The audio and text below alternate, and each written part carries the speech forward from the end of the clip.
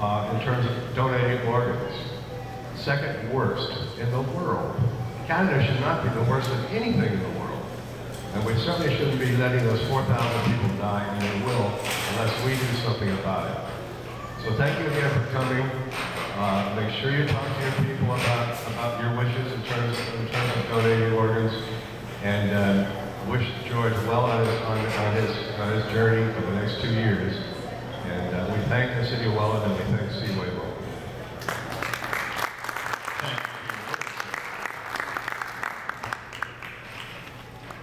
We don't want to trip up our speakers here.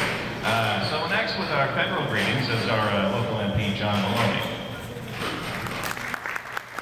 He's wearing red.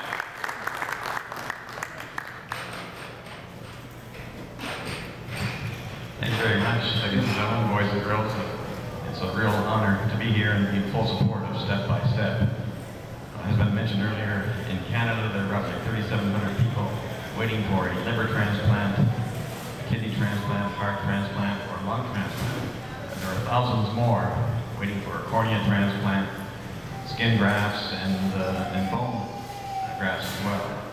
That's a lot of people. Sadly, last year we lost roughly 147 people who were waiting for transplants. It didn't come, a matching donor didn't come within the time. One of the reasons for this is that Canada has the lowest donor card list. And as a consequence, there aren't that many people out there who are providing transplant authorizations, but there could be. In fact, there are over 45% in polling have indicated that they support transplant donations, but they haven't yet signed up. So the message I leave for you today is consider signing a card, make the decision to sign that card, and in fact, sign that card.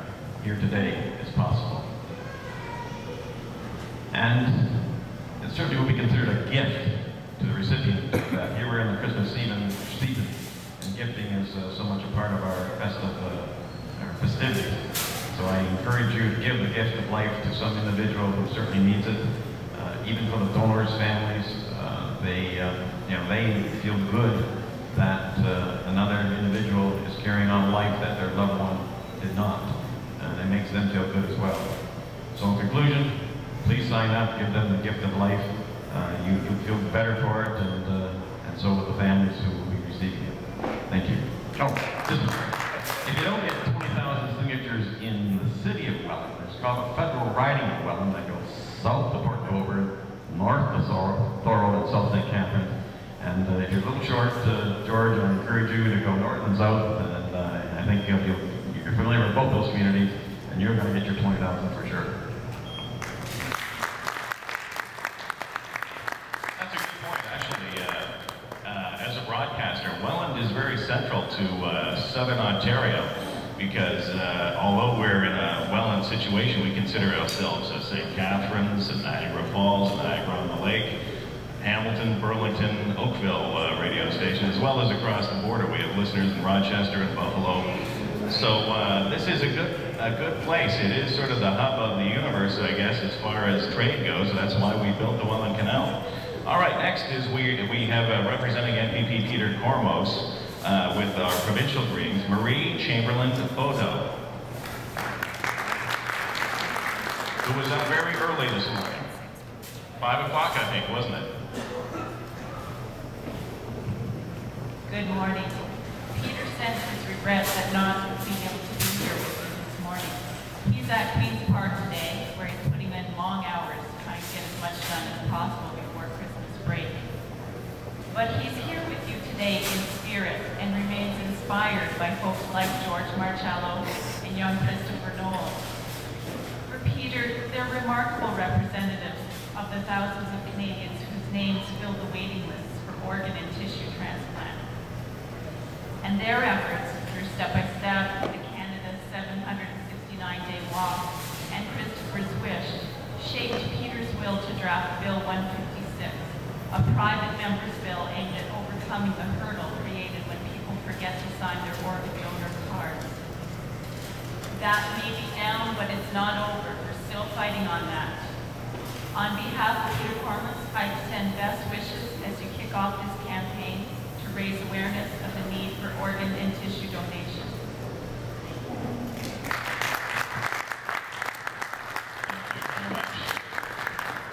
And now our Vice Mayor, Councillor Mark Zugan, representing the city.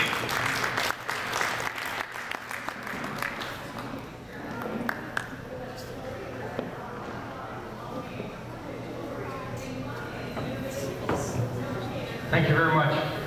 Good morning, everyone. It truly is my pleasure in my capacity as Vice Mayor to represent Mayor Damien Goldberg this morning and other members of City Council.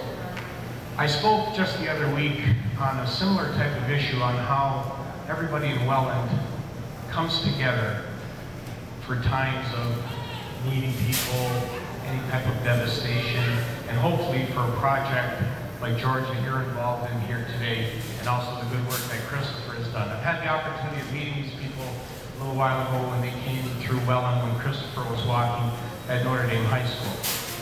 And they're still going, and Christopher is still waiting for his transplant. A good cross-section of people need these types of organs and tissues and all of these other types of transplants. But when I look at this table here and the kids playing in the arcade, that's really what I look at, are the young ones. And for the young ones to wait right at the beginning of their lives, I think it's a travesty. But I think that in a community like ours here in Welland, I think that your wish will come true, and you will get the signatures that you need. So once again, thank you very much, and thanks again, just like Councilor Del Castro said, for choosing our city to kick this off, and you couldn't have made a better choice. Thank you very much.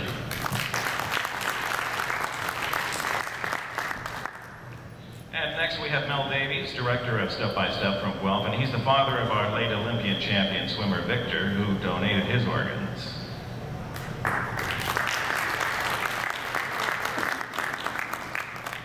That's a fair drive in this morning for you from Guelph.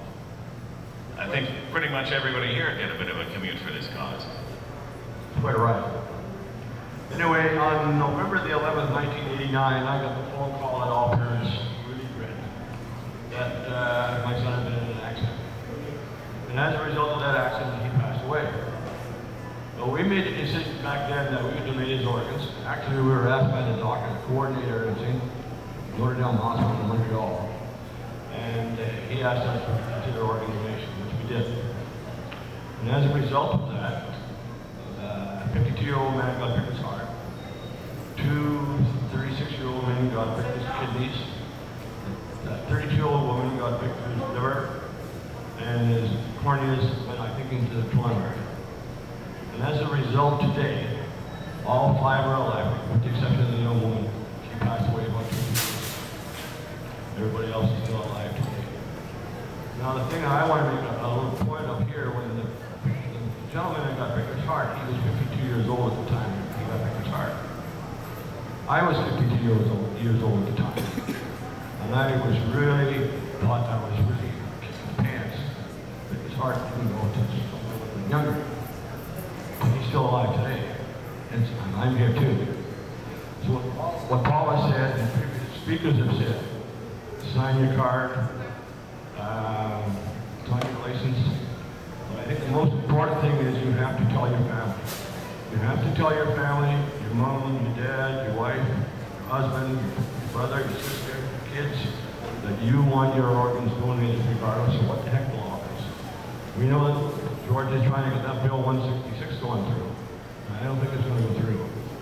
But you've got to let your mom, your dad, your family know, and your friends, that if anything happens to you, you want your organs donated.